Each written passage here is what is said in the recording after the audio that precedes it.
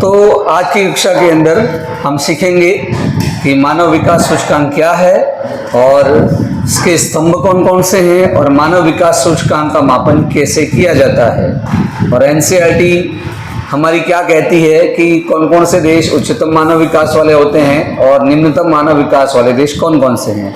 साथ ही लेटेस्ट 2025 की जो HDI इंडेक्स आया है, ह्यूमन डेवलपमेंट की जो रिपोर्ट आई है, वो क्या बात करती है, उन सब बातों पर आज चर्चा करेंगे। शुरुआत में बात करते हैं हम मानव विकास, वृद्धि एवं विकास।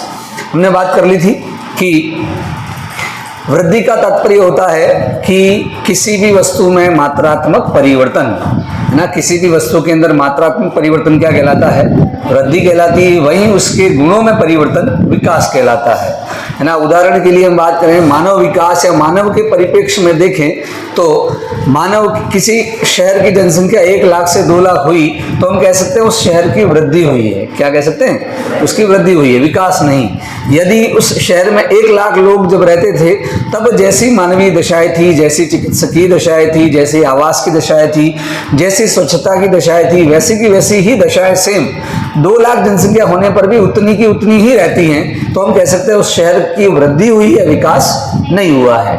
तो विकास का अभिप्राय यह है कि 1 लाख से 2 लाख जनसंख्या होने पर उसके गुणों में भी बदलाव हो। उसी परिप्रेक्ष्य में यदि चिकित्सकीय सुविधाओं में वृद्धि हो, उसी परिप्रेक्ष्य में यदि स्वास्थ्य सुविधाओं में वृद्धि हो, उसी परिप्रेक्ष्य में आवास में वृद्धि हो, उसी परिप्रेक्ष्य में रोजगार में वृद्धि हो, उसी परिप्रेक्ष्य में सामाजिक और आर्थिक ढांचे में वृद्धि हो, तब जाके वो क्या कहलाएगा, विकास कहलाएगा। तो विकास का अभिप्राय किसी भी प्रदेश के मानवीय संसाधनों, मानवीय रहन सहन की दशाओं में सकारात्मक परिवर्तन होता है तो उसे हम विकास कहते हैं। उसके गुणों में परिवर्तन होता है तो उसे विकास कहते हैं। यदि वह केवल मात्रात्मक परिवर्तन है तो वह वृद्धि नहीं, विकास नहीं, वरन क्या कहलाएगा, वृद्धि कहलाएगी। ठीक, तो यहां हमने वही देखा कि वृद्धि और विकास दोनों समय के संदर्भ में परिवर्तन को दर्शाते हैं। अंतर यह है कि वृद्धि मात्रात्मक और मूल्य निरपेक्ष है। इसका चिन्ह धनात्मक और ऋणात्मक हो सकता है। वृद्धि हमेशा धनात्मक भी हो सकती है, ऋणात्मक भी हो सकती है। जैसा कि हमने जनसंख्या वृद्धि के परिप्रेक्ष्य में देखा था कि जनसंख्या वृद्धि धनात्मक भी हो सकती है, ऋणात्मक भी हो सकती है, लेकिन विकास कभी भी ऋणात्मक नहीं होगा। यदि वो ऋणात्मक है तो विकास नहीं कहा जाएगा। विकास शब्द अपने आप में सकारात्मक परिवर्तन को दर्शाता है।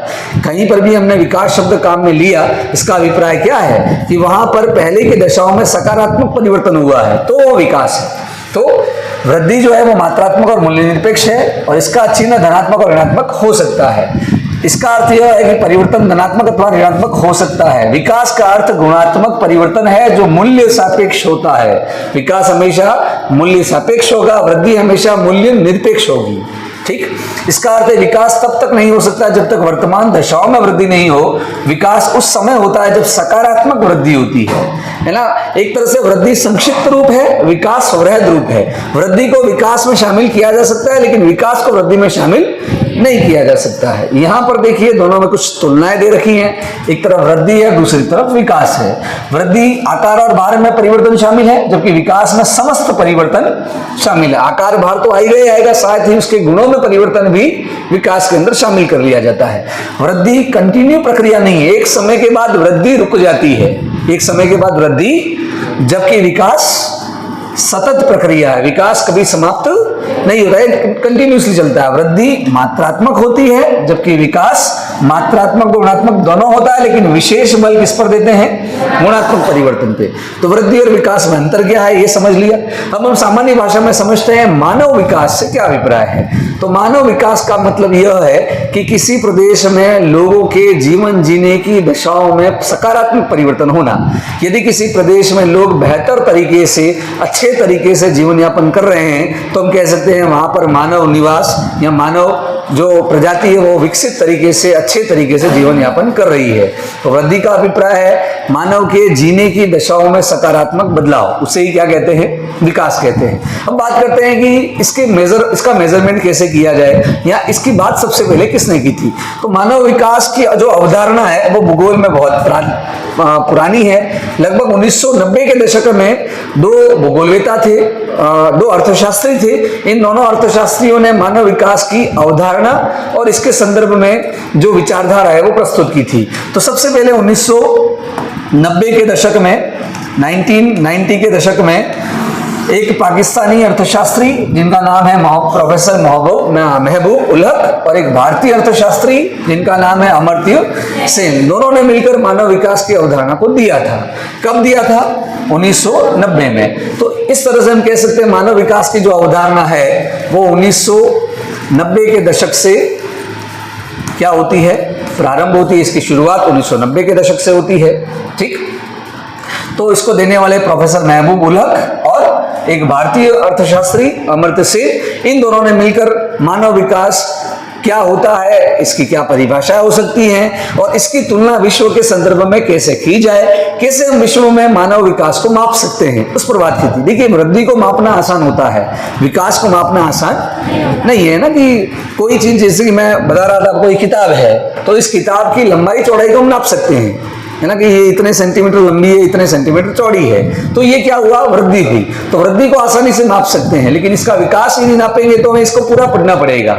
इसकी उपयोगिता क्या है, ये कितनी महत्वपूर्ण है, इसके साथ साथ 10 किताबें और पढ़नी पड़ेंगी, फिर हम कह सकते हैं इन सब किताबों में ये ज्यादा अच्छी है। तो इसके लिए हमें क्या करना पड़ेगा, तो गुण, किसी भी वस्तु के गुणों को मापना इतना आसान नहीं है जितना कि उसके आकार और उसकी वृद्धि को मापना है। तो वृद्धि मात्रात्मक होती है, मापना उसका मापन करना सरल होता है, जबकि विकास गुणात्मक होता है, उसका मापन करना इतना आसान नहीं है। तो इसके मापन करने का प्रयास महबूब उलहक और अमर्त्य सेन ने किया था। ठीक, इसके बाद से ही प्रतिवर्ष 1990 के दशक से ही मानव विकास की जो रिपोर्ट है, HDI जो है, उसका मापन करने के बाद हर साल एक रिपोर्ट प्रकाशित की जाती है जिसे कहते हैं मानव विकास सूचकांक। क्या कहते हैं? मानव विकास सूचकांक जारी किया जाता है सभी देशों का, जिसको हम HDI रिपोर्ट कहते हैं, ह्यूमन डेवलपमेंट इंडेक्स रिपोर्ट, मानव विकास सूचकांक रिपोर्ट। यह मानव विकास सूचकांक रिपोर्ट कौन सा संस्थान जारी करता है, तो इस संस्थान का नाम है UNDP। याद रखिएगा, प्रश्न जरूर पूछेगा, HDI या ह्यूमन डेवलपमेंट इंडेक्स रिपोर्ट कौन जारी करता है, तो इसे जारी करने वाले संस्थान का नाम है UNDP। ठीक, यूनाइटेड नेशन डेवलपमेंट प्रोग्राम। देखिए, इसकी फुल फॉर्म भी जरूर पूछी जाएगी बोर्ड परीक्षा के अंदर, याद रखिएगा। UNDP की फुल फॉर्म क्या है? U से यूनाइटेड, N से नेशन, D से डेवलपमेंट, P से program. UNDP, united nation development program. Hindi में इसे क्या कहते हैं?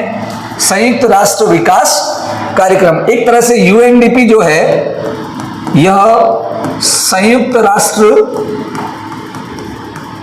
राष्ट्र की ही एक संयोजक शाखा के रूप में है ना। यूएनओ जो है, यूनाइटेड नेशन ऑर्गेनाइजेशन जो है, संयुक्त राष्ट्र संघ जो है, उसी से निकली हुई एक शाखा है जिसका नाम है UNDP, united nation development program. ये 1990 से प्रतिवर्ष क्या जारी करती है? एक रिपोर्ट जारी करती है। इस रिपोर्ट का नाम क्या है?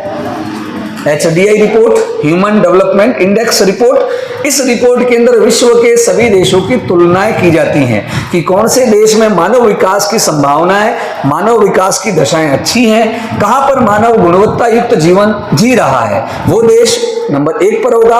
और जहां पर मानव के जीवन जीने की दशाएं अच्छी नहीं है, जहां पर मानव गुणवत्ता युक्त जीवन यापन नहीं कर रहा है, वो जो देश है वो इस रिपोर्ट के अंदर कहां पे होगा? सबसे लास्ट में होगा। तो इस तरह से UNDP हर साल United human development index report जारी करता है 1990 से। अब UNDP जो है, संयुक्त राष्ट्र विकास कार्यक्रम जो है, इसका मुख्यालय कहाँ है? न्यूयॉर्क के अंदर। चूंकि हम ये संस्थान के बारे में पढ़ रहे हैं, इसलिए इस संस्थान के बारे में हमें पता होना चाहिए। तो ये संस्थान ये रिपोर्ट कब से जारी कर रहा है? 1990 से। ठीक, अब यहाँ मानव विकास सूचकांक मापने से पहले हम बात करेंगे कि मानव विकास की जो इमारत है, इसकी जो बिल्डिंग है, ये बिल्डिंग 4 स्तंभों पर टिकी हुई है। 4 स्तंभों पर टिकी हुई है। इन्हीं स्तंभों को क्या कहते हैं? मानव विकास के स्तंभ कहते हैं, है ना। कोई भी इमारत जो होती है वो इमारत नीचे के 4 पैरों पर अर्थात 4 स्तंभों पर टिकी होती है। वो स्तंभ जितने मजबूत होंगे वो इमारत उतनी ही क्या होगी? स्ट्रांग होगी। तो ये जो 4 बिंदु हम देख रहे हैं, समता, सतत पोषणीयता, उत्पादकता और सशक्तिकरण, इन्हें क्या कहते हैं? मानव विकास के स्तंभ कहते हैं। संक्षेप में समझ लेते हैं इनको। समता का मतलब होता है समानता।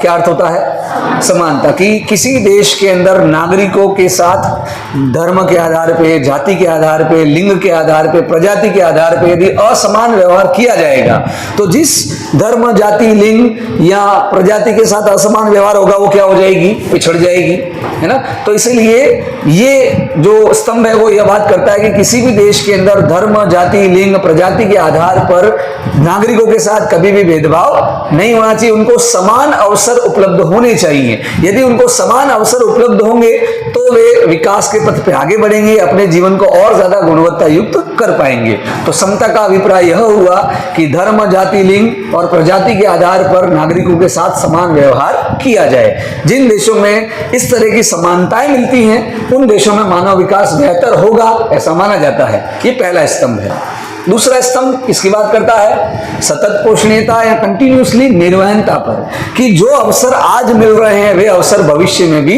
बने रहें, उन अवसरों में निरंतरता बनी रहे। जो अवसर आज मिल रहे थे वो अवसर कुछ समय बाद बंद हो जाएंगे तो भावी पीढ़ी के लिए विकास के रास्ते अवरुद्ध हो जाएंगे। तो वर्तमान में जो संसाधन है वो भी भावी समय में बने रहने चाहिए, तभी जो आगे की प्रजातियां, आगे की जो मानव जाति आएगी वो अच्छे से जीवन यापन कर पाएगी। उदाहरण के लिए मान लीजिए हम बात करते हैं बालिका शिक्षा की, कि बालिका शिक्षा पर हम अभी फोकस कर रहे हैं। यदि बालिका शिक्षा पर अभी से फोकस नहीं किया जाए तो धीरे धीरे क्या होता जाएगा? बालिकाओं के एजुकेशन के प्रति समाज के अंदर एक बेरुखी आएगी, कमी आएगी, और उसका प्रभाव ये पड़ेगा कि आने वाली पीढ़ी में भी बालिकाओं की शिक्षा के प्रति कोई ज्यादा विशेष कार्य नहीं होंगे। तो इसलिए जो अवसर आज बालिकाओं को मिल रहे हैं वे या बालकों को मिल रहे हैं, या समाज के अंदर जो विकल्प आज मौजूद हैं वो विकल्प आने वाले समय में भी बराबर मौजूद रहें। इस तरह की अवधारणा जो है वो क्या कहलाती है? सतत पोषणीयता। अर्थात संसाधनों में, अवसरों में निरंतरता बनी रहे, तब जाकर मानव विकास किसी भी देश के अंदर बेहतर होगा, ये माना जाता है। नेक्स्ट, उत्पादकता, प्रोडक्टिविटी, कि किसी भी देश के अंदर नागरिक जितने ज्यादा उत्पादक होंगे, जितने ज्यादा दक्ष होंगे, कुशल होंगे, उतना ही उस देश के अंदर मानव का जो जीवन स्तर है वो क्या होगा? बेहतर होगा। तो प्रत्येक देश जो है उसकी सरकारें जो है वो इस तरह की नीतियां बनाती हैं, इस तरह की पब्लिक के अंदर, नागरिकों के अंदर स्किल डेवलप करती हैं, जिससे वे ज्यादा से ज्यादा क्या बनेंगे? उत्पादक बनेंगे। कि एक व्यक्ति अकुशल श्रमिक है जिसे कोई काम नहीं आता है तो वो दिन का कितना कमा सकता है? 500-600 रुपए। वही एक व्यक्ति किसी एक काम में परफेक्ट है, उसको कोई एक स्किल आती है, वो अपने काम में दक्ष है, तो वही व्यक्ति दिन का 2000 रुपए कमाएगा। तो 2000 रुपए कमाने वाले व्यक्ति का जो जीवन होगा वो क्या होगा? ज्यादा बेहतर होगा। वो ज्यादा अच्छा पढ़ लिख पाएगा, उसकी कह सकते हो इनकम अच्छी है तो वो अच्छा खा पी पाएगा, है ना। इसके साथ ही वो अपने परिवार की जीवन दशा अच्छी कर पाएगा, वो अपने अधिकारों के प्रति जागरूक होगा। तो कहने का अर्थ ये है कि किसी देश के अंदर वहां की जनसंख्या जितनी ज्यादा उत्पादक होगी, जितनी दक्ष होगी, जितनी कुशल होगी, उतना ही वहां पर मानव विकास बेहतर होगा।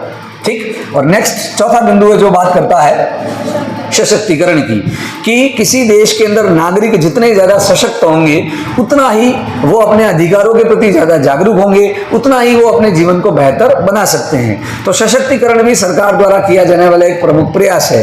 प्रत्येक सरकार, प्रत्येक देश अपने देश के नागरिकों को ज्यादा से ज्यादा सशक्त करती है। जैसे कि भारत के अंदर नागरिकों को सशक्तिकरण देने के लिए, मजबूत करने के लिए कुछ समय पहले तक जो जनजातियां, जो जातियां पिछड़ी हुई थी, उन जातियों को सशक्त बनाने के लिए हमने क्या प्रावधान किया?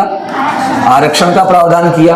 साथ ही साथ 14 वर्ष तक के बालकों को फ्री में एजुकेशन मिले या पूरी एजुकेशन मिले, पूरी शिक्षा मिले, इसके लिए हमने राइट टू एजुकेशन नियम लागू कर रखा है। इसी तरह से हमें हमारे अधिकार क्या है, हमें किसी भी विभाग में किस तरह से काम हो रहे हैं या किसी काम की जानकारी लेनी है तो उसके लिए सरकार ने हमें राइट टू इंफॉर्मेशन दे रखा है। इसी तरह से राइट टू फूड भी हमारे पास एक अधिकार है। प्रत्येक व्यक्ति को भोजन का अधिकार है ना। भारत के अंदर कोई भी व्यक्ति भूखा नहीं रहेगा, भोजन देने की जिम्मेदारी सरकार की है। इसीलिए अन्नपूर्णा रसोई योजना हो गया या मनरेगा हो गया, इस तरह की सरकार बहुत सारी स्कीम्स चलाती है ताकि कोई भी व्यक्ति देश के अंदर भूखा नहीं रहे। तो right to food, right to information, right to education, आरक्षण, ये सारे जो प्रक्रिया हैं वे सभी किसी भी देश की जो जनता है उसको सशक्त करने के लिए किए जाने वाले प्रयास है। तो किसी देश के अंदर जो जनता है, लोग हैं, वो अपने अधिकारों के प्रति जितने ज्यादा जागरूक होंगे, जितने ज्यादा वो सतर्क होंगे, सशक्त होंगे, उतना ही अपने जीवन को बेहतर बना सकते हैं। तो ये थे मानव विकास के 4 स्तंभ। ठीक, तो हमने अभी तक सीखा मानव विकास है क्या, वृद्धि और विकास में क्या अंतर है, इसकी रिपोर्ट कौन प्रकाशित करता है, और मानव विकास के जो स्तंभ है वो कौन कौन से हैं। चलिए आगे बढ़ते हैं, अगला टॉपिक चलते हैं आगे। अब बात करते हैं मानव विकास का मापन किया कैसे जाता है ना, मानव विकास की गणना कैसे की जाती है, किस प्रकार से जो रिपोर्ट है वो प्रकाशित होती है। तो मानव विकास की गणना के लिए या इसके मापन के लिए 3 पैरामीटर का प्रयोग किया जाता है। कितने पैरामीटर का उपयोग होता है? 3 पैरामीटर, जिनको हम सूचकांक भी कह सकते हैं। क्या कह सकते हैं? सूचकांक। कितने सूचकांकों का यूज करते हैं? 3। ठीक, सूचकांक कौन कौन से देखिएगा। पहला सूचकांक है जीवन प्रत्याशा सूचकांक। कौन सा है? मैं एक एक को डिटेल में देखूंगा, फिलहाल आप नाम याद रख लीजिए। पहला है जीवन प्रत्याशा सूचकांक, दूसरा सूचकांक है शिक्षा सूचकांक, और तीसरा राष्ट्रीय आय सूचकांक। इन 3 सूचकांकों को आधार मानते हैं। इन्हीं 3 को क्यों आधार माना गया, समझना है इसको। पहला जीवन प्रत्याशा सूचकांक, हम पहले बात कर चुके हैं। जीवन प्रत्याशा का अर्थ क्या है? किसी भी देश में वहां के नागरिकों की औसत आयु। जीवन प्रत्याशा का क्या अभिप्राय है? किसी भी देश में वहां के नागरिकों की औसत आयु, कि किसी भी देश में वहां के जो नागरिक हैं वो एवरेज कितनी लंबी आयु तक जीते हैं, है ना। जैसे कि बात करें, सबसे अधिक जीवन प्रत्याशा कौन से देश की है? सबसे अधिक जीवन प्रत्याशा, वेरी गुड, जापान की है, तकरीबन 90 वर्ष। कितनी है? 90 वर्ष। सन 2017-18 की जो HDI रिपोर्ट थी उसके अनुसार भारत की जीवन प्रत्याशा लगभग 65 वर्ष थी। कितनी थी? 65 वर्ष। हमारे लिए अच्छी बात यह, हम आगे देखेंगे भारत के परिप्रेक्ष्य में देखेंगे। मैं एक बार पहले उस रिपोर्ट, उस PDF को आपको दिखा देता हूं। भारत की जो जीवन प्रत्याशा है वो अब बढ़ चुकी है। भारत की जीवन प्रत्याशा अब बढ़ चुकी है, इसमें शायद मेंशन कर रखा है। भारत की जीवन प्रत्याशा अब बढ़कर 73 वर्ष हो गई है। कितनी हो गई है? अर्थात 2025 की रिपोर्ट के अनुसार ऐसी गणना की गई है कि भारत में अब एवरेज एक व्यक्ति की औसत आयु कितनी हो गई है? 73 वर्ष हो गई है। वापस से वहीं चलते हैं, जीवन प्रत्याशा को क्यों लिया गया, इसे क्यों लिया गया? तो जीवन प्रत्याशा में क्या बताती है? जीवन प्रत्याशा ये बताती है कि उस देश के अंदर लोगों के खान पान का स्तर कैसा है, क्योंकि लोग अच्छे से खाना पीना करेंगे, पर्याप्त पोषण मिलेगा तो लंबा जिएंगे, सीधी सी बात है। दूसरा, जीवन प्रत्याशा सूचक है किसी देश के अंदर चिकित्सकीय सेवाओं का, कि किसी देश के अंदर चिकित्सकीय सेवाएं और सुविधाएं कैसी हैं। जिस देश में चिकित्सकीय सेवाएं और सुविधाएं अच्छी होंगी वहां पर लोग छोटी छोटी बीमारियों से मरेंगे नहीं, है ना। सभी प्रकार के टीकाकरण अभियान चलाए जाएंगे। छोटी सी बीमारी है तो भी व्यक्ति अच्छे से इलाज ले सकता है, और बड़ी बीमारी है तो भी उसका अच्छे से इलाज करवा सकता है। तो ये 2 चीजों का सूचक हो गया। तो लोगों का खान पान कैसा है, और लोग उस देश के अंदर, उस भाग के अंदर चिकित्सकीय सुविधाएं कैसी है ना। लोगों की आयु बढ़ाने का क्या तरीका है? एक व्यक्ति मान लीजिए 40 साल 45 साल जी रहा है, वहीं दूसरा व्यक्ति 80 साल जी रहा है। क्या कारण है? पहला कारण, वो अच्छे से, उसका जो 80 साल जी रहा है उस व्यक्ति का खान पान कैसा होगा? अच्छा होगा। जितना भी जितनी कैलोरी व्यक्ति को एक दिन में भोजन लेना चाहिए उतनी कैलोरी भोजन उसको पर्याप्त मिल रहा है ना। खाने के अंदर प्रोटीन, कार्बोहाइड्रेट और फैट, वसा, उसका जो बैलेंस होना चाहिए वो बैलेंस डाइट वो ले रहा है तो वो लंबा जिएगा। वहीं एक व्यक्ति 40 साल जी रहा, क्यों? क्योंकि उसको पर्याप्त पोषण नहीं मिल रहा। हो सकता है वो दिन में एक बार खाना खा रहा हो, दोनों समय का भोजन ही उसको उपलब्ध नहीं हो पा रहा हो, या भोजन के अंदर जितने पोषक तत्व उसको मिलने चाहिए वो सारे उसको नहीं मिल रहे हैं, तो उसकी आयु क्या हो जाएगी? कम हो जाएगी। वो समय से पहले बूढ़ा लगने लगेगा, है ना। देखते हैं ना समाज के अंदर बहुत सारे लोग एक ही उम्र के होते हैं, लेकिन एक व्यक्ति तो बिल्कुल युवा लग रहा है, लगता ही नहीं उसकी उम्र उतनी है। वही दूसरा उसी आयु का व्यक्ति कैसा लगता है? बूढ़ा लग रहा है, बाल सफेद आ गए हैं, चेहरे पे झुर्रियां हो गई हैं। कारण उसके खान पान का स्तर और उसके खान पान के स्तर में क्या है? अंतर है। उसका जीवन तनाव मुक्त है ना। एक जो लंबी आयु जी रहा है उसका जीवन तनाव मुक्त है, उसका जीवन सदैव किसमें रह रहा है? तनाव में रह रहा है। वो अपने परिवार की जरूरतों को पूरा ही नहीं कर पा रहा है, तो दिन ब दिन स्ट्रेस में रह रहा है, तनाव में रह रहा है, तो इसलिए उसकी जो आयु है वो क्या हो जाएगी? कम हो जाएगी। तो जीवन प्रत्याशा सूचक है किसी देश के अंदर पोषण स्तर की दशाओं का और वहां पर चिकित्सकीय सुविधाओं का। कि एक देश है जहां पर किसी व्यक्ति को मच्छर काट गया और मलेरिया का इलाज नहीं है तो व्यक्ति क्या हो जाएगा? मर जाएगा ना। छोटी छोटी बीमारियां जानलेवा है, मलेरिया हो गया, पोलियो, पीलिया हो गया जिसको हम जॉन्डिस कहते हैं, टाइफाइड हो गया। इन बीमारियों का समय रहते इलाज नहीं किया जाता, जानलेवा हो सकती हैं। तो जहां पर ऐसी छोटी छोटी बीमारियां जो आम हो जाती हैं, खाने पीने से हो जाती हैं, मच्छरों के काटने से हो जाती हैं, ऐसी बीमारियों का ही इलाज नहीं होगा तो वहां पर व्यक्ति की आयु क्या हो जाएगी? कम। वहीं एक दूसरा देश है जहां पर बढ़िया चिकित्सक की सुविधाएं हैं, है ना, कि पोलियो जैसे पहले एक बीमारी हुआ करती थी पोलियो, तो उसके लिए सरकार ने पोलियो मुक्त अभियान चलाया, है ना। छोटे छोटे बच्चों को क्या करते हैं, पोलियो की खुराक देते हैं, आप लोगों ने भी पी होगी सबने, है ना। बिल्कुल फीकी फीकी सी दवाई मुंह में 2 बूंद डाल देते थे, है ना। अब देखते हैं किसी को पोलियो हो रखा है, नहीं, पोलियो का मतलब होता है व्यक्ति एक शरीर के एक अंग से कैसा हो जाता था, अपंग हो जाता था, लंगड़ा हो जाता था, उसे पोलियो कहते थे। इसी तरह से टीबी है, ट्यूबरकुलोस जिसको कहते हैं, टीबी अब कहीं देखने को नहीं मिलती क्योंकि सरकार ने इसके लिए अभियान चलाए, ये बीमारी खत्म कर दी गई।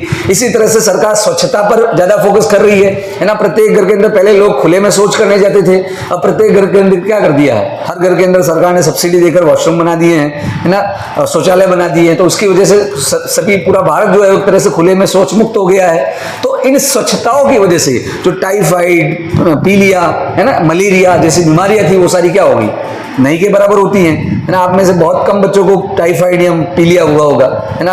आप यदि दूषित खाना खाओगे, दूषित एनवायरनमेंट में रहोगे तो आपको ये बीमारी होगी, नहीं तो नहीं होगी। इसलिए मोदी जी क्या कहते हैं, स्वच्छ भारत किस पर फोकस कर रहे हैं, कैसा भारत कैसा होना चाहिए, तो स्वच्छता पर इसीलिए फोकस किया जाता है ना। आप लोगों ने भी छोटी छोटी किताबों में पढ़ा होगा, खाना खाने से पहले हाथ धोने चाहिए, है ना। दिन में जब भी आप कहीं बाहर से घर जाओ तो हाथ धोकर अंदर जाना चाहिए, क्योंकि आपके हाथों में सारे कीटाणु जीवाणु होते हैं, वो शरीर में जाकर हमको क्या करते हैं, बीमार करते हैं। तो जीवन प्रत्याशा का मतलब इसको इंडिकेटर क्यों माना, क्योंकि ये बहुत सारी चीजें बता देता है। तो जिस देश में आयु लंबी होगी वहां व्यक्ति अच्छे से जीवन यापन कर रहा है। तो पहला सूचक क्या हो गया, जीवन प्रत्याशा। दूसरा सूचक शिक्षा। अब शिक्षा से ही कोई नागरिक उत्पादक बन सकता है, शिक्षा से ही कोई नागरिक सशक्त बन सकता है। यदि हम पढ़े लिखे नहीं है तो हर कोई हमें क्या कर सकता है, बेवकूफ बना सकता है। आपको नॉलेज ही नहीं है, पहले जैसे कि हुआ करता था, है ना। पहले जिस व्यक्ति ने जो कह दिया वो मान लिया, है ना। भूगोल के अंदर भी अंधयुग आया, अंधयुग आया था ना भूगोल के अंदर, यूरोप के अंदर अंधयुग आया कि अंधयुग के अंदर जो यूरोपियन विद्वान थे उन्होंने क्या कहा कि सूरज जो है वो शाम को एक तालाब से निकलता है और शाम को उसी तालाब में जाकर डूब जाता है। हमारा जो आकाश है, अंतरिक्ष है, वो 4 खंभों पर टिका हुआ है ना, उसके ऊपर ही सारा आकाश है। तो इस तरह की बातें, ये सब अंधविश्वास कहां से पैदा होता है, अशिक्षा के कारण। किसके कारण, शिक्षित व्यक्ति है तो हम तर्क कर सकते हैं, क्या कर सकते हैं, तर्क कर सकते हैं, हमारे पास तर्क की शक्ति होती है, हम हमारे अधिकारों को समझ सकते हैं ना। आप पढ़े लिखे तो आपको पता होना चाहिए हमारे पास क्या अधिकार है ना, हमारे अधिकार क्या है, समानता का अधिकार, कानून के समक्ष सबको समान अधिकार है, कोई भी कानून किसी जाति धर्म लिंग के आधार पर कोई भेदभाव नहीं करता है, तो समानता का अधिकार हो गया, है ना। इसके बाद बहुत सारे शिक्षा का अधिकार है, प्रत्येक व्यक्ति को पढ़ने लिखने का अधिकार है। कोई माता पिता भी अपने बच्चों को शिक्षा से वंचित रखेंगे तो उन्हें जेल जाना पड़ेगा, क्योंकि अब सरकार ने क्या दे दिया है, देश के प्रत्येक नागरिक को राइट टू एजुकेशन, हमें शिक्षा का अधिकार है। माता पिता भी किसी बालक को शिक्षा से वंचित नहीं कर सकते। तो शिक्षा से कोई जो उस देश की जो जनता है, वहां की जो जनसंख्या है वो ज्यादा सशक्त बनेगी। तो इसलिए ये एक बड़ा पैरामीटर है। पढ़ा लिखा व्यक्ति स्वास्थ्य के प्रति भी सजग होता है, क्या खाना चाहिए क्या नहीं खाना चाहिए। पढ़ा लिखा व्यक्ति जो है वो परिवार के प्रति सजग होता है कि परिवार का आकार कितना होना चाहिए कितना नहीं होना चाहिए, है ना। छोटे परिवार को लेकर वो ज्यादा चिंतित रहता है, परिवार को कभी बड़ा करना नहीं चाहेगा। तो इसलिए शिक्षा जो है वो बड़ा सूचक है। नेक्स्ट, राष्ट्रीय आय सूचकांक। राष्ट्रीय आय सूचकांक को हम प्रति व्यक्ति आय से जोड़कर भी देख सकते हैं कि जहां पर लोगों की इनकम ज्यादा है, देखिए हमने बात कर ली थी कि प्राचीन समय में मानव विकास का आधार क्या था, इनकम, कि जिस देश की अर्थव्यवस्था जितनी बड़ी होगी उस देश के अंदर मानव विकास भी उतना ही अच्छा माना जाता था। लेकिन केवल आर्थिक आधार पर ही मानव विकास को कंपेयर नहीं कर सकते हैं, क्योंकि केवल आर्थिक आधार से ही यदि कोई व्यक्ति ज्यादा समृद्ध माना जाए तो वह बात हो जाएगी सोने के पिंजरे में कैद तोते के समान। एक तोता है जिसको सोने के पिंजरे में कैद कर लिया जाए, जो वो सोने का जो पिंजरा है उसके चारों ओर हीरे जवाहरात मढ़े हुए हैं, अंदर बढ़िया बढ़िया उसको पकवान दिए गए हैं। अब यदि उस तोते से पूछेंगे क्या आप खुश हो वहां, तो वो तोता बोलेगा मैं तो अभी यहाँ खुश नहीं, क्योंकि वो तो आसमान की उड़ान करना चाहता है, वो उस कमरे पिंजरे में बंद रहना नहीं चाहता, भले वो पिंजरा सोने का है। तो केवल पैसा या आर्थिक आधार ही मानव विकास का आधार नहीं हो सकता है। लेकिन मैंने बताया था कि पैसा सब कुछ नहीं है लेकिन बहुत कुछ है। पैसे से ही व्यक्ति अपने अच्छे जीवन के लिए जो वस्तुएं हैं वो खरीद सकता है। तो इसलिए राष्ट्रीय आय और प्रति व्यक्ति आय को भी मानव विकास का एक इंडिकेटर माना जाता है, एक सूचकांक या सूचक माना जाता है। अब बात करते हैं इसका जो मापन है मानव विकास का, वो किया कैसे जाता है। तो ये जो संकेतांक है जन्म के समय जीवन प्रत्याशा, एक व्यक्ति की एवरेज आयु कितनी है। फिर पढ़ाई के वर्षों का औसत, पढ़ाई के वर्षों का औसत कि किसी देश में कितने साल तक लोग पढ़ाई कर रहे हैं, है ना। जैसे कि अमूमन हम कितने साल तक पढ़ाई कर रहे हैं बताइए। हमारे यहाँ पढ़ाई के साल कितने हैं? 15। कितने हैं?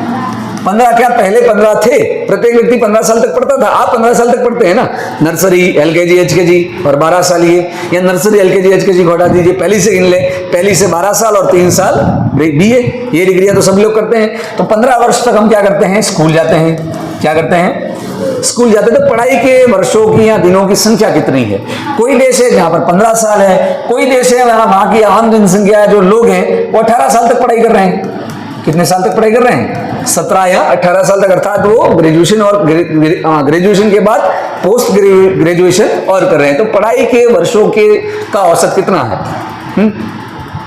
यस, बाद में आ जाए, थोड़ी देर बाद कंटिन्यू क्लास।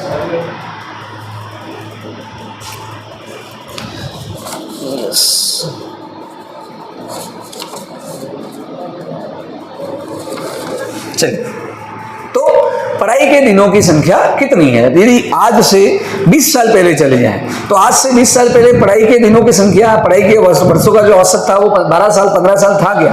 नहीं था। पहले कितने साल पढ़ते थे? क्योंकि कोई आपके परिवार में देखिए, आपके माता पिता को पूछिए, कोई 5वीं पढ़ा हुआ है, कोई 8वीं पढ़ा हुआ है, कोई 10वीं पढ़ा हुआ है, इससे आगे कोई पढ़ा लिखा है? नहीं है। तो पहले पढ़ाई के दिनों की संख्या या जो औसत था वो क्या था? कम था। अब ये धीरे धीरे बढ़ रहा है। तो इसे एक तो बोलते शिक्षा सूचकांक में पढ़ाई के वर्षों का औसत लिया जाता है, और राष्ट्रीय आय सूचकांक में प्रति व्यक्ति सकल राष्ट्रीय आय को लिया जाता है कि सकल राष्ट्रीय आय में प्रति व्यक्ति आय कितनी है। एक साल में एवरेज एक परिवार या एक व्यक्ति जो है वो कितना कमाता है। इन तीनों इंडिकेटर को ले लिया। इन तीनों को 1/3 भारिता दी जाती है। क्या दिया जाता है? कि मैं वापस से लिख रहा हूं, जीवन प्रत्याशा, जीवन प्रत्याशा, इसको कितना लिया? 1/3। सेकेंड शिक्षा, या हम कह सकते हैं कि शिक्षा के दिनों की संख्या, एवरेज वर्षों की संख्या, इसको कितनी भारिता दी जाती है? 1/3। और तीसरा प्रति व्यक्ति आय। हम सिंपल समझने के लिए इसको प्रति व्यक्ति आय लेते हैं कि एक व्यक्ति की इनकम कितनी है, इसको कितनी भारिता दे दी? 1/3। मतलब मान लीजिए कि ये तीनों मिलाकर 100% है। कितना है? 100%। 100% में तीनों को बराबर बराबर भारिता दी जाएगी। 33.33% जीवन प्रत्याशा, 33.33% शिक्षा, 33.33% प्रति व्यक्ति आय। इन तीनों को समान भारिता देकर एक इंडेक्स तैयार किया जाता है। क्या तैयार किया जाता है? इंडेक्स तैयार किया जाता है। उस इंडेक्स की वैल्यू 0 से 1 के बीच होती है। किसके बीच होती है? 0 से 1 के बीच। अब मान लीजिए कोई देश है जहां पर जीवन प्रत्याशा बहुत ज्यादा है। हमने मान लिया कि एवरेज 100 साल है, तो वहां पर जीवन प्रत्याशा 90 वर्ष है। कितनी है? तो उसकी वैल्यू होगी 0.3। कितनी होगी? 0.3। दूसरा, वहां पर शिक्षा का स्तर बहुत ज्यादा है। वहां पर एवरेज जो वहां की जनसंख्या है वो एवरेज 12 साल 15 साल तक पढ़ाई कर रही है, तो उसको हमने नंबर दे दिया 0.3। फिर प्रति व्यक्ति आय, वहां पर प्रत्येक व्यक्ति की जो सालाना आय है वो तकरीबन मान लीजिए $1,00,000 है। कितनी है? खूब है, कोई कमी नहीं है। तो उसको हमने वैल्यू दे दी 0.3। तीनों को जोड़िए, कितना आएगा वैल्यू? 0.9। क्या है? कंपेयर कर रहे हैं, समझना इसको। वहीं एक और दूसरा देश, उसको कंपेयर करते हैं। एक दूसरा देश है, वहां पर जीवन प्रत्याशा यहाँ 90 वर्ष थी, उसकी 60 साल है। कितनी है? तो उसको हमने पॉइंट दे दिया 0.2। कितना दे दिया? वहीं शिक्षा, पढ़ाई के औसत वर्षों का जो योग आ रहा है वो वहां पर 8 साल आ रहा है। कितना आ रहा है? कि प्रत्येक जो जनसंख्या वो एवरेज कितना साल स्कूल जा रही है? 8 साल। मतलब वो 8वीं 10वीं 12वीं पढ़ा है, इससे आगे कोई पढ़ाई नहीं कर रहा है। तो उसको हमने नंबर दे दिए 0.2। वहां पर प्रति व्यक्ति आय मात्र $1,000 है, बहुत कम है, तो उसको भी नंबर दे दिया 0. अब इसका योग कीजिए, कितना आएगा? अब आप खुद ही बताइए कहां पर मानव विकास अच्छा है? 0.9। तो 0.9 किसके करीब है? 1 के करीब है, 1 के समीप है। और ये किसके समीप है? 0 के समीप है। किसके समीप है? तो जो देश 0 के ज्यादा समीप होंगे वहां पर मानव विकास कम होगा, जो 1 के ज्यादा समीप होंगे वहां पर मानव विकास ज्यादा होगा। क्लियर, समझ में आ गया? तो मानव विकास का मेजरमेंट करने के लिए कितने सूचक हैं? 3। Very good. कौन कौन से? वापस चलते हैं। जीवन प्रत्याशा, शिक्षा और राष्ट्रीय आय। यहाँ पर इस तरह से देख सकते हैं, मैंने एक और भी यहाँ डाउनलोड कर रखा है आप लोगों के देखने के लिए। चलिए देख लीजिए। जीवन प्रत्याशा ये बताती है जन्म के समय जीवन प्रत्याशा कितनी थी। शिक्षा सूचकांक स्कूलिंग के अपेक्षित वर्ष और स्कूलिंग के औसत वर्ष। और तीसरा जीएनआई सूचकांक, ये प्रति व्यक्ति जीएनआई दिखाता है ना, प्रति व्यक्ति जो नेशनल इनकम है, ग्रोस नेशनल इनकम। जीएनआई का मतलब क्या हुआ? ग्रोस नेशनल इनकम, की प्रति व्यक्ति ग्रोस नेशनल इनकम जो है वो कितनी है। इन तीनों को हम बराबर बारीता लेकर इसकी कैलकुलेशन की जाती है। और जो एचडीआई के अंदर जो सूचकांक होता है वो हमेशा 1 से 0 के बीच होगा, 1 से ज्यादा वैल्यू कभी नहीं आएगी। जिस देश का सूचकांक 0.999998 या 995 है वहां पर मानव विकास बेहतर है। जिन देशों का सूचकांक 0.444 या 0.45 या 0.5 है वहां का मानव विकास कैसा होगा? कम होगा, निम्नतम होगा। तो इस तरह से मानव विकास का मेजरमेंट किया जाता है, मापन किया जाता है। ओके, चलिए अब बात करते हैं मानव विकास सूचकांक जो रिपोर्ट 2025 आई है वो क्या बात करती है। तो हाल ही में संयुक्त राष्ट्र विकास कार्यक्रम यूएनडीपी ने मानव विकास रिपोर्ट 2025 जारी की है। इस रिपोर्ट में मानव विकास में भारत की प्रगति की सराहना की गई है कि साथ ही भारत में बढ़ती असमानता, विशेष रूप से आय और लैंगिक असमानता के बारे में चिंता भी प्रकट की। एक तो अच्छी बात यह हुई है कि 2022 की रिपोर्ट में भारत का स्थान कौन सा था? 133वां। कौन सा था? 133वां स्थान था। कब? 2022 वाली रिपोर्ट में। 2025 वाली रिपोर्ट जो कि 2023 की रिपोर्ट को दर्शाती है, तो 2023 की रिपोर्ट में 193 देश थे। 193 देशों में भारत का स्थान कौन सा हो गया? 130। पहले हम 133वें नंबर पे थे, मतलब नीचे से 3 अंक और नीचे खिसक गए थे, है ना। 130 से 3 नीचे। अब हम कहाँ आ गए? 130, मतलब 3 अंकों का क्या हो गया? उछाला गया है। तो कहीं ना कहीं भारत के अंदर मानव के जीवन जीने के स्तर में सुधार हुआ है। ठीक, ये अच्छी पॉजिटिव बात है जिसकी सराहना भी की गई है। साथ ही इसके साथ ही भारत के अंदर विशेष रूप से बढ़ती असमानता, और असमानता किस रूप में है? आय और लैंगिक असमानता। किस किस के बारे में? एक तो इनकम में असमानता है कि बहुत ज्यादा लोगों के पास बहुत कम पैसा है और बहुत कम लोगों के पास बहुत ज्यादा पैसा। तो आय की असमानता है, इनकम की असमानता, साथ ही लैंगिक असमानता भी है। स्त्री और पुरुषों के अंदर काम करने की जो जनसंख्या है उसमें भी आपको अंतर मिलेगा। देखिए यहां पर दे रखा होगा, नीचे की तरफ देखेंगे हम कि भारत के अंदर जो महिला जनसंख्या, महिला कार्यशील जनसंख्या, उसकी संख्या लगातार क्या होती जा रही है? गिरती जा रही, कम होती जा रही है। रिपोर्ट के मुख्य बिंदुओं पर एक नजर घुमाते हैं। मानव विकास सूचकांक एसडीआई वैश्विक लगातार चौथे वर्ष निम्न एसडीआई स्कोर वाले देशों और अत्यधिक एसडीआई स्कोर वाले देशों के बीच असमानता बढ़ती जा रही है। नोट कीजिएगा इसको कि जो अधिक असमानता, जिन देशों का एचडीआई इंडेक्स ज्यादा है और जिन देशों का एचडीआई इंडेक्स कम है, इनके बीच में आर्थिक असमानता लगातार क्या होती जा रही है? बढ़ती जा रही है। एक लाइन में मैं बोलूं तो अमीर और ज्यादा अमीर होते जा रहे हैं और गरीब और ज्यादा गरीब होते जा रहे हैं। इसी को हम बोलते हैं आर्थिक असमानता। आगे देखते हैं शीर्ष 3 रैंक वाले देश कौन कौन से, देखिएगा ये और इंपॉर्टेंट है। सबसे ज्यादा रैंक कौन से देश की है? नंबर 1 पर आइसलैंड, नंबर 2 पर नॉर्वे और नंबर 3 है स्विट्जरलैंड। यदि हम 2020 की रिपोर्ट की बात करें तो स्विट्जरलैंड नंबर 1 पर था। कौन नंबर 1 पर था? नोट कीजिएगा इस बात को। आपके किताब के अंदर एनसीईआरटी की जो किताब हमें दी गई है इस साल 12th में पढ़ने के लिए, उसके अंदर एचडीआई 2019 की रिपोर्ट है।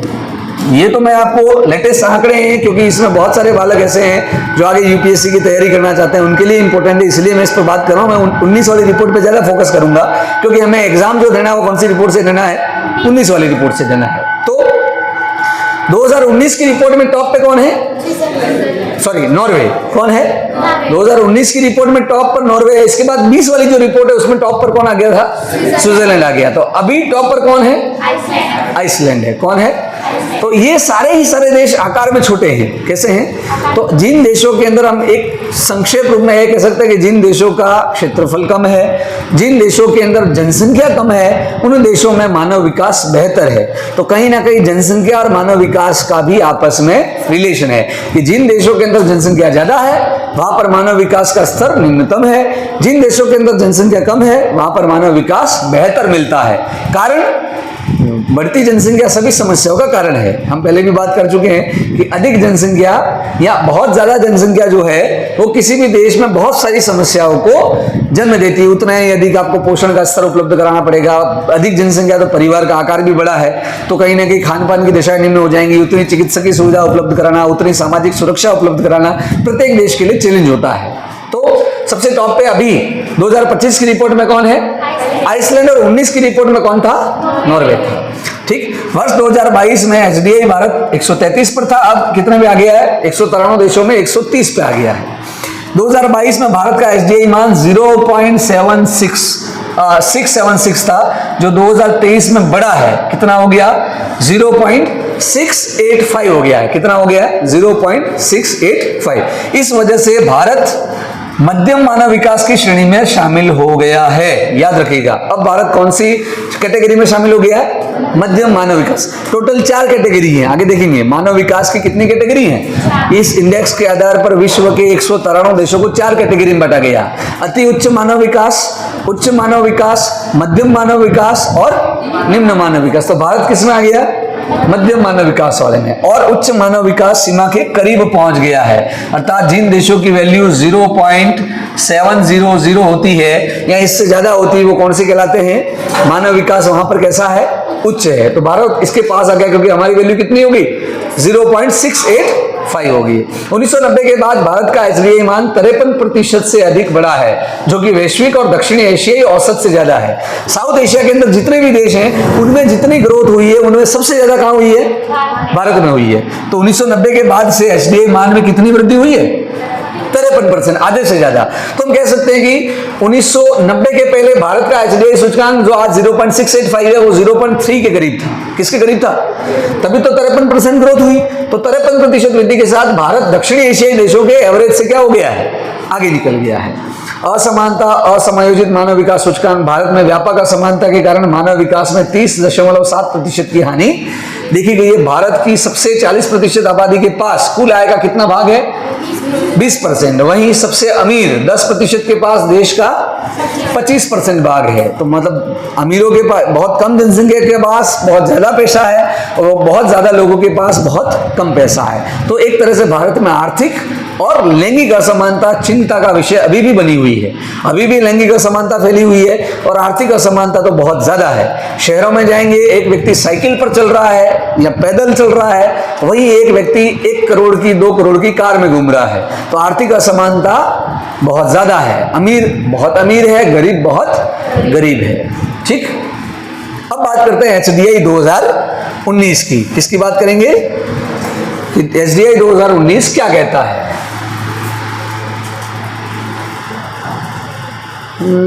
डाउनलोड कर लेते हैं एनसीईआरटी की बुक ही।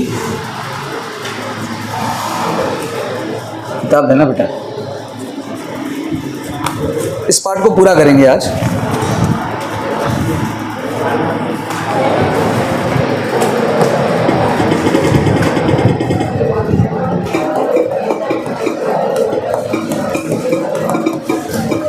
बातें नहीं।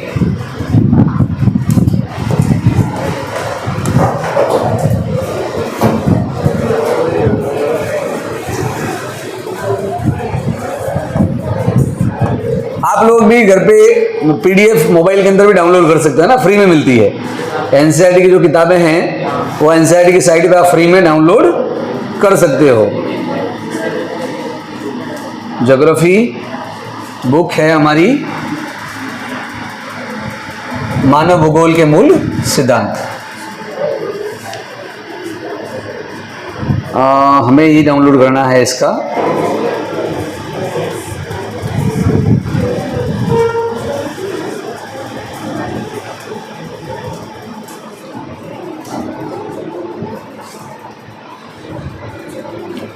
चलिए अब ये तो 22 दे रहा है, किताब में 22 थोड़ी है, हमारे पास तो 19 है ना। 19 में 0.967957 अंतर क्या है देख लेते हैं, रुको। लास्ट में कौन है? सोमालिया है, यहाँ अपनी नाइजर है। कौन है? तो मतलब ये एनसीईआरटी कौन सा मान रही है?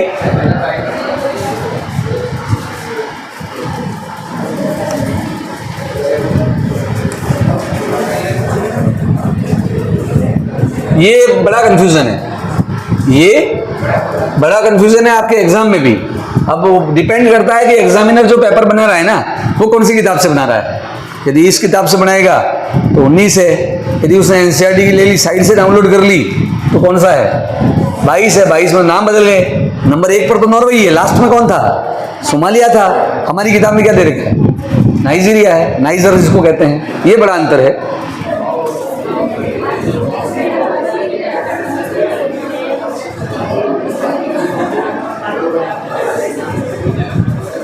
चलिए इस पे बात कर लेते हैं, सार इसमें आ गया है। देखिएगा, यूएनडीपी द्वारा जो 2019 की रिपोर्ट है, उस रिपोर्ट के अंदर 189 देश हैं। कितने देश हैं? 189, 189। किताब के अंदर पीछे परिशिष्ट दे रखा है, आप देखना चाहें ना तो जितने भी हैं उसके लास्ट में एक टेबल दे रखी है, ठीक। उसके अनुसार 189 देश हैं। 189 देशों को उनके इंडेक्स के आधार पर कितने भागों में बांटा है? 4 भागों। इंडेक्स की वैल्यू किस किस के बीच में होगी? इंडेक्स की वैल्यू 0 से 1 के बीच होगी। हमने अभी सीखा है जीवन प्रत्याशा, एजुकेशन और प्रति व्यक्ति आय, इन तीनों को समान भारिता देके 0 से 1 के बीच में एक इंडेक्स तैयार किया जाता है। तो वे देश जिनमें वैल्यू जो है वो 0.080 से ज्यादा है, वहां पर मानव विकास कैसा माना गया? अत्यधिक उच्च। कैसा माना गया? 0.700 से 0.799 तक वाले देश उच्च मानव विकास वाले, 0.550 से 0.699 तक वाले देश, जिसमें भारत की वैल्यू कितनी आई 2025 में? 0.685। तो भारत किसमें आ गया है? मध्यम। और 0.685 0.700 के करीब है, अर्थात हम बहुत जल्दी अगली रिपोर्ट में हो सकता है कहां चले जाएंगे? उन देशों में जिनमें मानव विकास उच्च है। और 0.550 से नीचे की वैल्यू वाले जो देश हैं, उन सब में मानव विकास कैसा है? निम्न। तो क्लियर? तो कितनी कैटेगरी में बांटा गया है? 4, अत्यधिक उच्च, उच्च, मध्यम और निम्न। क्लियर? चलिए और आगे बढ़ते हैं।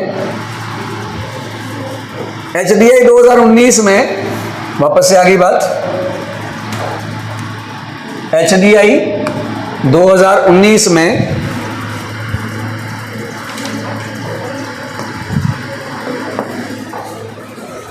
0.954 मूल्य के साथ नंबर 1 पर कौन है? मोस्ट इंपोर्टेंट, नोट कर लीजिएगा, नंबर 1 पर नॉर्वे है। सबसे अधिक मानव विकास या कहां पर सबसे बढ़िया मानव आनंददायी जीवन या सार्थक जीवन जी रहा है, वह देश कौन सा है? नॉर्वे।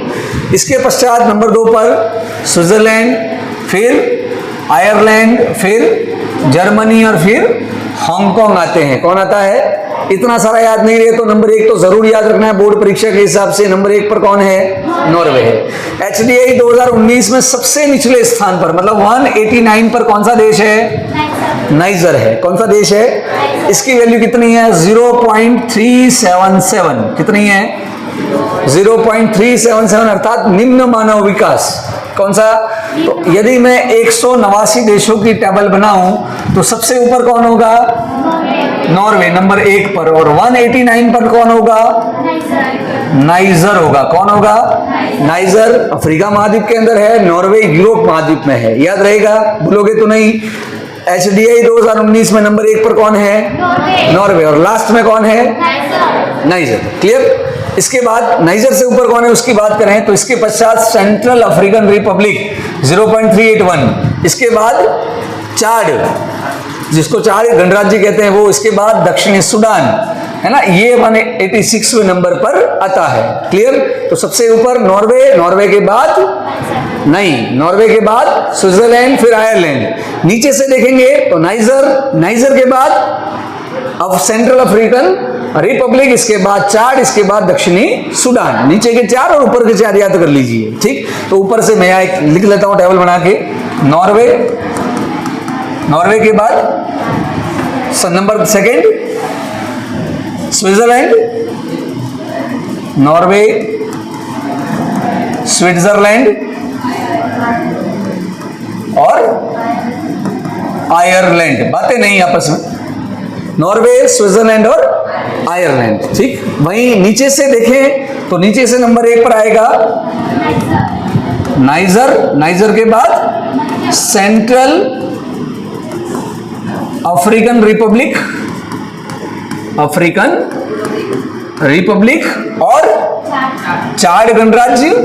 इसके बाद साउथ सूडान, दक्षिणी सूडान। कौन सा देश? ये नीचे से 4, ये ऊपर से 3-4। क्लियर? आगे चलते हैं। अब फिर से आता है HDI 2019 में भारत की वैल्यू कितनी थी? 0.647। कौन सी थी? 0.647। इस मूल्य के साथ भारत 129वें स्थान पर है, अर्थात वह मध्यम मानव विकास वाले देशों में शामिल है। उल्लेखनीय है कि इससे पूर्व की रिपोर्ट में भारत 130वें नंबर पे था। कौन से नंबर पे था? 130 से हम अब कहां चले गए? 129वें। याद रखिएगा HDI, फिर से एक अलग इंक से हम इसको लिखते हैं, याद रहे ताकि HDI 2019 भारत का स्थान 129वां। रट लेना इसको। HDI 2019 में 0.647, वैल्यू कितनी है? 0.647। इस वैल्यू के साथ भारत कौन से नंबर पे है? 129वें। इससे पहले कौन से नंबर पे था? 130। याद रहेगा, इससे पहले वाली रिपोर्ट में 130 और 2019 की रिपोर्ट में 129वें नंबर पे था। इसके साथ ही पड़ोसी देशों की बात करें तो श्रीलंका हमसे आगे है। कितने नंबर पे? चाइना 85, मालदीव 104। इनकी स्थिति भारत से बेहतर है। पड़ोसी देशों की बात करें तो पड़ोसी देशों में मानव की जीवन की दशाएं हमसे बेहतर हैं। मैंने वही बात बताई कि हमारे लिए सबसे बड़ी अड़चन क्या है?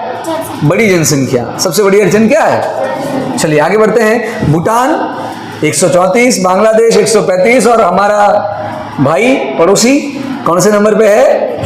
यहाँ की जीवन की दशाएं हमसे भी घटिया हैं। तो ये भूटान, बांग्लादेश और पाकिस्तान का मानव विकास सूचकांक में स्थान भारत से नीचे है, जबकि अभी हमने देखा श्रीलंका, चीन और मालदीव हमसे ऊपर है। क्लियर? ब्रिक्स देशों में भी शामिल अन्य सदस्य देश जैसे ब्राजील हो गया, चाइना हो गया, रशिया हो गया, साउथ अफ्रीका हो गया, इन सबसे भारत क्या है? पीछे है, नीचे की तरफ है। ज्ञातव्य है कि संयुक्त राष्ट्र विकास कार्यक्रम द्वारा 2010 से मानव विकास रिपोर्ट हेतु UNDP द्वारा HDI की गणना नई प्रविधि का प्रयोग किया जा रहा है, जिसके अंतर्गत 3 संकेतांक शामिल हैं। इन संकेतांकों की बात हमने अभी कर ली थी।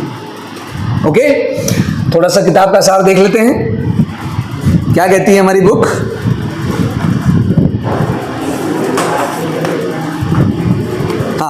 हमारी बुक ये कहती है कि जो 2019 की रिपोर्ट हमारे पास है, उस रिपोर्ट के अनुसार अति उच्च मानव विकास वाले देशों की संख्या 66 है। अति उच्च मानव विकास मतलब जिनकी वैल्यू, वापस से चले जाते हैं हम हमारे बोर्ड पर।